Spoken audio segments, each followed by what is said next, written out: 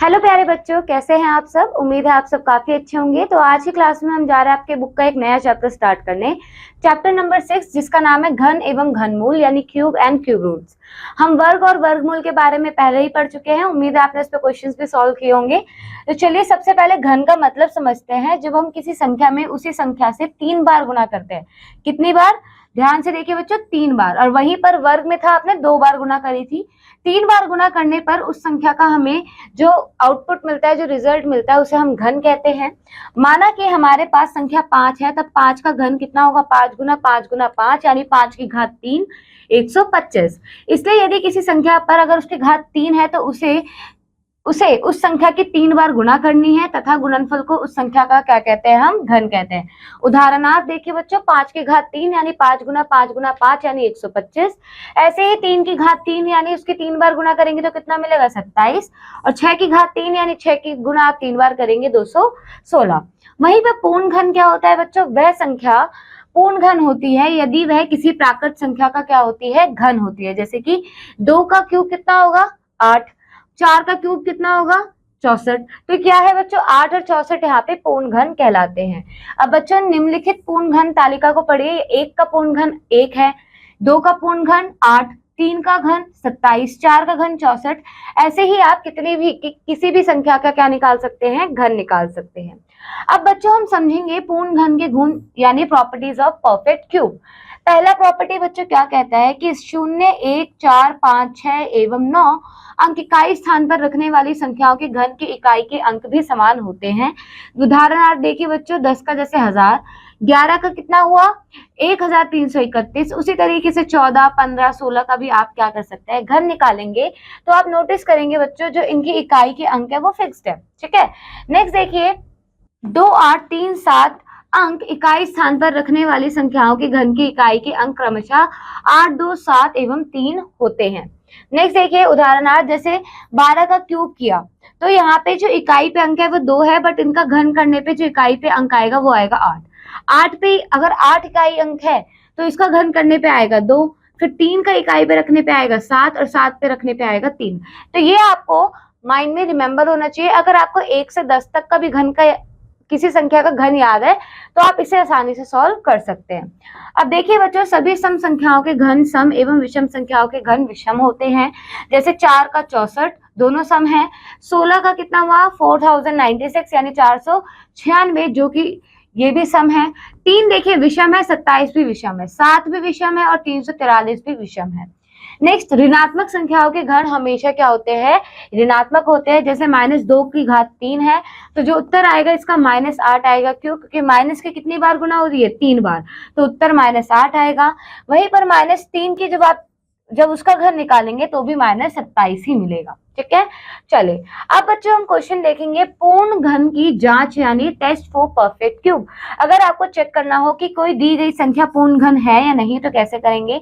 जैसे हम पूर्ण वर्ग में करते थे कि 2 का पेयर बनाते थे, हम यहाँ पे 3 का पेयर बनाएंगे। ये जांच करने के लिए दी हुई संख्या पूर्ण घन है या नहीं, हम निम्नलिखित प्रक्रिया का प्रयोग करते हैं। दी हुई संख्या के अभाज्य गुणनखंड ज्ञात कीजिए। उसके बाद अभाज्य गुणनखंडों के 3 समान गुणनखंड लेकर एक समूह बनाना है। ठीक है। एंड यदि समूह बनाने के बाद भी कोई गुणनखंड शेष बचता है तो दी गई संख्या एक पूर्ण घन नहीं होगी। इन 3 स्टेप्स का आपको काफी ध्यान रखना है। उदाहरण देखिए, क्या 432 एक पूर्ण घन है? सबसे पहले इसका अभाज्य गुणनखंड कीजिए। अब बच्चों पेयर बनाइए। यहाँ पे देखिए इसका पेयर बन गया, इन 3 का पेयर बन गया, बट ये लेफ्ट आउट है, ये 2 बच गया। तो क्या दी गई संख्या पूर्ण घन है? नहीं, क्योंकि यहाँ पे 2 एक एक्स्ट्रा है ना। 2 का एक गुणनखंड शेष रह जाता है, अतः 432 एक पूर्ण घन नहीं है। वहीं पर नेक्स्ट चलिए बच्चों, यहाँ पे देखिए क्या बोला है, क्या 27,000 पूर्ण घन है? तो इसके भी आप गुणनखंड कीजिए और देखिए बच्चों, 3 का पेयर बन गया, 10 का पेयर बन गया। दैट मीन्स यहाँ पर कोई शेष नहीं बचा, तो ये क्या है? 27,000 एक पूर्ण घन है। नेक्स्ट उदाहरण 3 देखिए, वह छोटी से छोटी संख्या ज्ञात करो जिससे 35,721 को गुना करने पर, क्या करने पर बच्चों? गुना करने पर एक गुणनफल एक पूर्ण घन हो जाए। तो पहले आप इसका क्या कीजिए? आप इसका अभाज्य गुणनखंड कीजिए। अब बच्चों ध्यान से देखिए, 3 का पेयर बन गया, अगेन 3 का पेयर बना, बट यहाँ पर पेयर बनने के लिए किसकी कमी है? एक संख्या कम है ना यहाँ पे, कौन सी संख्या है वो है 7। क्या है बच्चों? 7। तो आप कह सकते हैं बेसिकली कि 7 सब छोटी से छोटी संख्या है जिससे अगर आप दी गई संख्या को गुणा कर देंगे तो वो क्या बन जाएगा? पूर्ण घन बन जाएगा। क्लियर? आगे बढ़े। नेक्स्ट देखिए, वह सबसे छोटी संख्या ज्ञात कीजिए जिससे 540 को विभाजित करने पर उससे प्राप्त संख्या पूर्ण घन बन जाए। अब बच्चों ये क्वेश्चन बहुत ट्रिकी है, इंपॉर्टेंट भी है, इससे एक्सरसाइज में भी है, अभी करेंगे उसे भी सॉल्व। यहाँ पर 540 दिया है, पहले आप इसके अभाज्य गुणनखंड करेंगे तो ध्यान से देखिए 3 के पेयर बन गए, 2 में 1 कम है और 5 में 2 कम है। तो आप कह सकते हो यहाँ त्रिक के समूह में 1 2 और 2 5 कम है। कितने का? 1 2 कम है और 2 5 कम है। 1 2 2 5। अब और 2 तथा 1 5 अतिरिक्त हैं, इसलिए स्पष्टतः 540 को पूर्ण घन बनाने के लिए 2 गुना 2 गुना 5, यानी यहाँ पे देखिए इस 2 को हटाना है, इस 2 को हटाना है और इस 5 को हटाना है। तो कितना हुआ? 2 गुना 2 गुना 5 20, यानी 20 से इसे आपको क्या करना पड़ेगा? भाग करना पड़ेगा। यानी आप 540 को 20 से भाग करोगे, आपको मिलेगा 27। 27 क्या है? आपका एक पूर्ण घन है। क्लियर? चलिए नेक्स्ट देखिए क्या बोला गया है आपको यहाँ पे अभ्यास में। निम्नलिखित के घन ज्ञात कीजिए। कर लेंगे आप आसानी से, ठीक है। नेक्स्ट देखिए, निम्नलिखित में से कौन से पूर्ण घन है, इन्हें भी कर लेंगे आप चेक। नेक्स्ट देखिए, निम्नलिखित संख्याओं में से कौन सम प्राकृतिक संख्याओं के घन है? यहाँ पे क्या बोला है? सम प्राकृतिक संख्याओं के घन है। तो आपको पता है कि सम संख्या का जो घन होता है वो सम आता है और विषम संख्या का घन विषम आता है। तो 64 जो है वो सम संख्या का घन है, 216 भी सम संख्या का घन है, 343 नहीं है, ये भी नहीं है। क्लियर? नेक्स्ट देखिए, निम्न में से कौन विषम प्राकृतिक संख्याओं के कौन से घन है? तो ये जो आप देखिए इसके लास्ट पे 5 आ रहा है, यानी ये विषम संख्या का घन है, ये भी विषम संख्या का घन है। इसी तरीके से आपको इन्हें सॉल्व करने हैं। नेक्स्ट देखिए, वह सबसे छोटी संख्या ज्ञात कीजिए जिनसे निम्न संख्याओं को गुणा करने पर गुणनफल पूर्ण घन प्राप्त हो। जैसे देखिए 32 है, तो आप कैसे करेंगे? आपको बोला है गुणा करने पर, तो 32 को पहले अभाज्य गुणनखंड कीजिए 16, फिर 8 4 अभाज्य गुणनखंड कर लेंगे। अब बच्चों पेयरिंग कीजिए, पेयरिंग में क्या लेफ्ट आउट है? देखिए ये 3 पेयर बन गया, इसमें 1 2 कम है ना, तो यहाँ पे आप क्या करेंगे? वो छोटी से छोटी संख्या 2 है, जिससे आप अगर इसके गुणा करेंगे तो आपकी जो संख्या प्राप्त होगी वो एक पूर्ण घन प्राप्त होगी। क्लियर? ऐसे ही नेक्स्ट भी आपको सॉल्व करना है। आगे बढ़िए, देखिए क्या बोला है बच्चों। n के लिए 3 भिन्न मान लेकर यह सिद्ध कीजिए एक सम प्राकृतिक संख्या n का घन सदैव सम होता है, एक विषम प्राकृतिक संख्या n का घन सदैव क्या होता है? विषम होता है। तो आपको क्या करना है? 3 भिन्न मान लेना है और सिद्ध करना है। तो आप कोई से भी 3 भिन्न मान ले सकते हैं, ठीक है। नेक्स्ट देखिए, राकेश प्लास्टिक द्वारा 5 सेंटीमीटर भुजा वाले एक घनाकार बॉक्स निर्मित करता है, इस बॉक्स का आयतन ज्ञात कीजिए। तो कैसे ज्ञात करेंगे? आप जानते हैं कि 5 सेंटीमीटर की अगर आप 3 बार गुना कर देंगे तो उसका आयतन आ जाएगा, है ना। तो कितना होगा? 125 सेंटीमीटर क्यूब। इसका फॉर्मूला आपने पहले भी वॉल्यूम वाले चैप्टर में पढ़ा था, ठीक है। नेक्स्ट देखिए बच्चों, घनमूल यानी क्यूब रूट क्या होता है? एक प्राकृत संख्या किसी संख्या का घनमूल होती है यदि a is equal to b to the power कितनी है? 3, यानी a is equal to b की घात कितनी है बच्चों? 3। ध्यान से समझिए, a को घनमूल रूप में आप कैसे लिखते हैं? जैसे हम वर्ग को लिखते थे इस तरीके से, अगर यहाँ कुछ नहीं है तो 2 होता है, बट घन के केस में भी हम ऐसे ही लिखते हैं, बट हमें यहाँ दिखाना पड़ता है कि यहाँ 3 है, वरना यहाँ पे 2 माना जाएगा अगर आप नहीं लिखते हैं, ठीक है। तो आपको ये 3 दर्शाना जरूरी है। a को घनमूल रूप में इसके द्वारा दर्शाया जाता है। a कोई सा भी नंबर हो सकता है, जैसे कि 64 का आंसर क्या होगा? 4। और 125 का घनमूल कितना होगा? 5।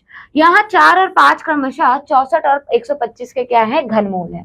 किसी संख्या का गुणनखंड विधि द्वारा घनमूल ज्ञात करना। निम्न चरणों के द्वारा हम किसी संख्या का घनमूल ज्ञात करते हैं। यहाँ देखिए बच्चों, दी गई संख्या के अभाज्य गुणनखंड करने हैं, समान गुणनखंडों को 3 के समूह बनाना है, प्रत्येक समूह से एक गुणनखंड लेना है। देखिए बच्चों ये इंपॉर्टेंट है, प्रत्येक समूह से आपको क्या करना है? एक ही गुणनखंड लेना है, जैसे कि हम पहले वर्गमूल में कर रहे थे। इन गुणनखंडों का गुणनफल ज्ञात कीजिए। यह गुणनफल दी गई संख्या का घनमूल होगा। एज एन एग्जाम्पल देखिए उदाहरण 5 में 216 दिया है। जब आप इसका अभाज्य गुणनखंड करेंगे तो आप देखिए यहाँ पे 3 का पेयर बन जाएगा, आई मीन 3 बार 2 रिपीट हो रहा है, फिर 3 बार 3 रिपीट हो रहा है, तो आप इसे एक ही बार लिखेंगे और इसे भी एक बार लिखेंगे और इन दोनों की गुणा कर देंगे, तो आपका आंसर क्या आएगा 216। यानी इसका पेयर बना, इसका पेयर बना, इसका घनमूल कितना आया 6। नेक्स्ट देखिए ऋणात्मक पूर्ण घन का घनमूल ज्ञात करना। हम जानते हैं यदि a धनात्मक पूर्णांक है तो a ऋणात्मक पूर्णांक है। यहाँ पे देखिए हम जानते हैं कि अगर -a की आपने घन निकाला तो आपको -a³ मिलेगा, और वहीं पर अगर आप -a का घनमूल निकाल रहे हैं तो भी आपको -a का ही -a मिलेगा। क्लियर? तो किसी ऋणात्मक पूर्ण घन का घनमूल क्या होता है, हमेशा ऋणात्मक होता है। उदाहरण आप देखिए -9261 का घनमूल ज्ञात कीजिए। हम उपरोक्त सूत्र से जानते हैं कि अगर हम इसका गुणनखंड करेंगे तो देखिए 3 बार 3 रिपीट हो रहा है, 3 बार 7 रिपीट हो रहा है, तो ये हो जाएगा 3 और ये हो जाएगा 7, 3 गुना 7, तो आपका आंसर कितना आएगा 21।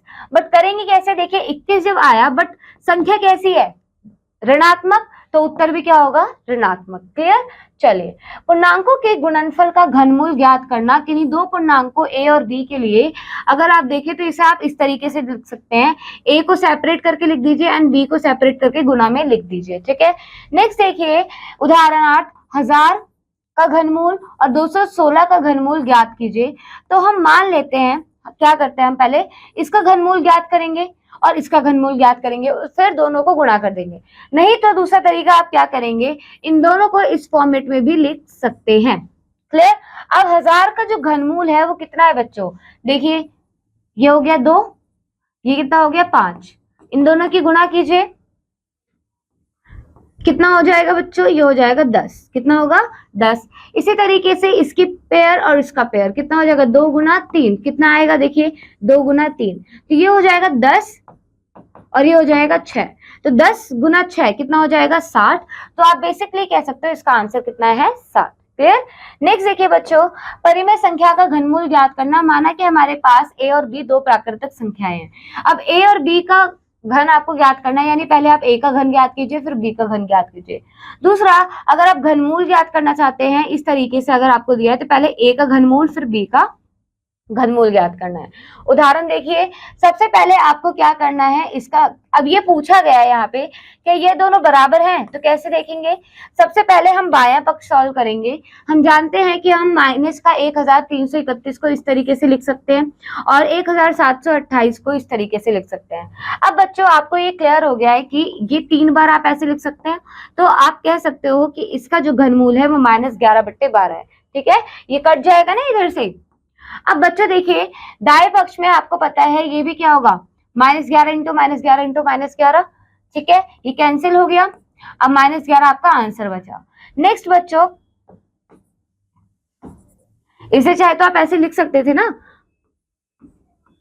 -11 का क्यूब, अब ये इससे कैंसिल हो गया तो -11 आपका आंसर आया।